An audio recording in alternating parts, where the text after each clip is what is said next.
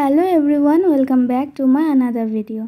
আজকের রেসিপি হচ্ছে ইলিশ মাছের পাতুরি, তাও আবার কুমড়ো পাতায়। সাধারণত এই পাতুরি বেশিরভাগ মানুষ কলা পাতায় খেয়ে থাকে, কিন্তু আমি এখানে কুমড়ো পাতায় বানাচ্ছি, কারণ এখানে মাছের সাথে সাথে পাতাটাও কিন্তু খাওয়া যাবে, আর এটা খেতেও কিন্তু অত্যন্ত ভালো হয়। তো চলো বেশি দেরি না করে রেসিপিটা শুরু করা যাক।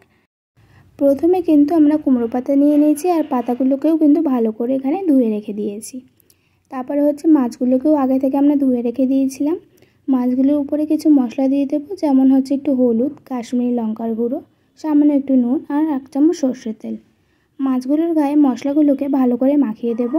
মাখানো হয়ে গেলে মাছগুলোকে 15 মিনিটের জন্য এইভাবে রেখে দেব। তারপর আমরা কুমড়ো পাতার উপরে একটু নুন দিয়ে মাখিয়ে দেব। কুমড়ো পাতা একটু খড়খড়ে হয়, নুন দিলে একটুখানি নরম হয়ে যায়, আর পাতাগুলোর মধ্যে একটু নোনতা নোনতা ভাব থাকে। তারপরে হচ্ছে আমরা পাতুরির মশলাটা বানিয়ে নেব। ওর জন্য এখানে 2 চামচ সাদা সর্ষে, 2 চামচ কালো সর্ষে, 2 চামচ পোস্ত আর কয়েকটা কাঁচা লঙ্কা নিয়ে নিয়েছি। মশলাগুলোর মধ্যে সামান্য একটু নুন দিয়ে বাটবো, যাতে সর্ষেটা বাটলে তিতো না হয়ে যায়।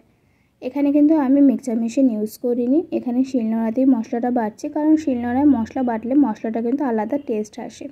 তোমরা যদি শিলনোড়া ইউজ করতে না পারো, তাহলে মিক্সচার মেশিন অবশ্যই ইউজ করতেই পারো। তো এখানে মশলাটা বাটা হয়ে গেলে আমরা মাছগুলো নিয়ে নেব, যেগুলো আগে থেকে আমরা একটু নুন হলুদ মাখিয়ে রেখেছিলাম।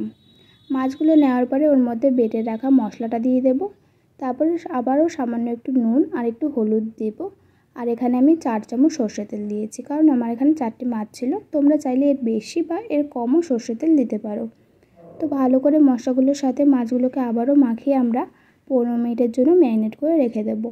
15 মিনিট বাদে আমাদের সেই নুন মাখানো কুমড়ো পাতাটা নিয়ে নেব। ওর মধ্যে আমরা মাছ দিয়ে দেব, তার উপরে একটা কাঁচা লঙ্কা, আবার একটুখানি মশলা আর একটু 1 চামচ সর্ষের তেল দিয়ে ভালো করে আমরা কুমড়ো পাতা দিয়ে মাছটাকে মুড়িয়ে দেব।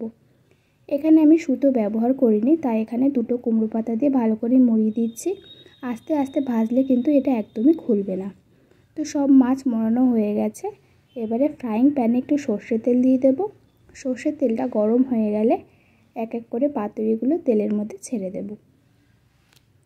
তেলের মধ্যে পাতুরিগুলো ছাড়া হয়ে গেলে আমরা এখানে ঢাকা দিয়ে দিয়ে লো ফ্লেমে ভাজবো, যাতে মাছগুলো ভালোভাবে সিদ্ধ হয়, এটা যাতে পুড়ে না যায়।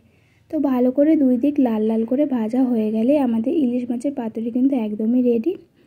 তোমরা কিন্তু এই পাতুরিটা গরম গরম ভাতের সাথে সার্ভ করে দেখতে পারো। গরম ভাতের সাথে এই পাতুরিটা খেতে কিন্তু অত্যন্ত ভালো লাগে। আর তোমরা যদি এইভাবে বাড়িতে বানিয়ে থাকো, তাহলে অবশ্যই কমেন্টে জানিও। তো আজকের ভিডিও এইটুখানি, আবার দেখা হবে নেক্সট কোনো একটা ভিডিওতে। আর আমাদের চ্যানেলের ভিডিও যদি ভালো লাগে, তাহলে চ্যানেলটা অবশ্যই সাবস্ক্রাইব করে দিও।